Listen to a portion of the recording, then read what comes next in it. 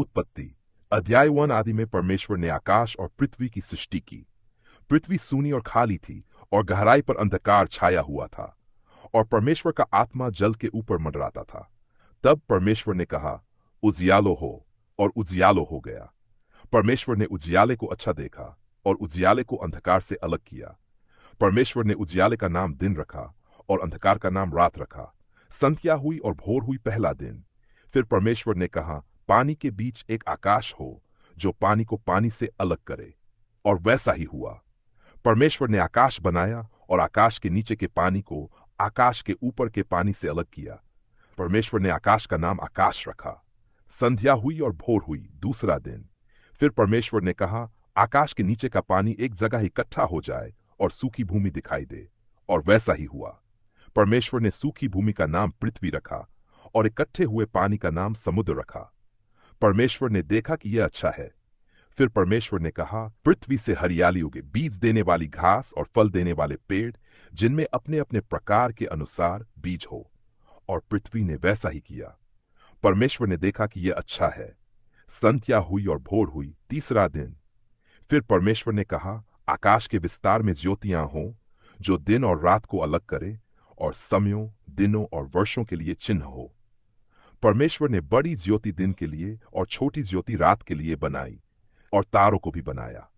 परमेश्वर ने देखा कि यह अच्छा है। संध्या हुई और भोर हुई चौथा दिन। फिर परमेश्वर ने कहा, पानी जीवित प्राणियों से भर जाए और आकाश में पक्षी उड़ें। परमेश्वर ने बड़े जलचर और हर प्रकार के जीव बनाए, और हर प्रकार के पंख वाले पक्षी भी। परमेश्वर ने उन्हें आशीष दी और कहा कि बढ़ो और भर जाओ। परमेश्वर ने देखा कि यह अच्छा है। संध्या हुई और भोर हुई पांचवां दिन। फिर परमेश्वर ने कहा, पृथ्वी से हर प्रकार के जीव निकले, पशु रेंगने वाले जीव और वन्य पशु, और वैसा ही हुआ। परमेश्वर ने देखा कि यह अच्छा है। फिर परमेश्वर ने कहा, हम मनुष्य को अपने स्वरूप में, अपनी समानता के अनुसार बनाएं। परमेश्वर ने मनुष्य को अपने स्वरूप में बनाया, नर और नारी उन्हें बनाया। परमेश्वर ने उन्हें आशीष दी और कहा कि फलो फूलो, पृथ्वी को भर दो और उस पर अधिकार रखो। परमेश्वर ने सब कुछ जो बनाया था देखा, और वह बहुत अच्छा था।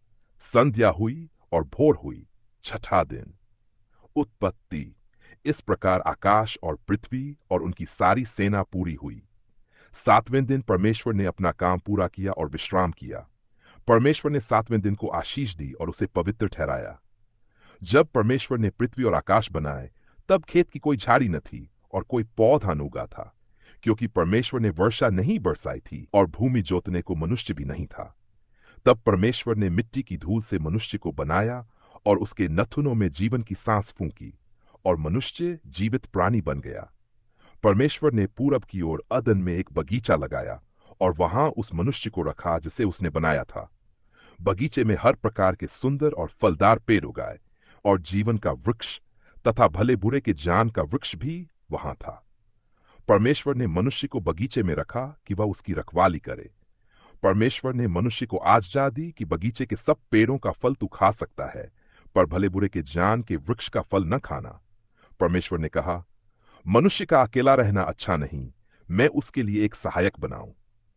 तब परमेश्वर ने मनुष्य पर गहरी नींद डाली और उसकी एक पसली लेकर उससे नारी बनाई।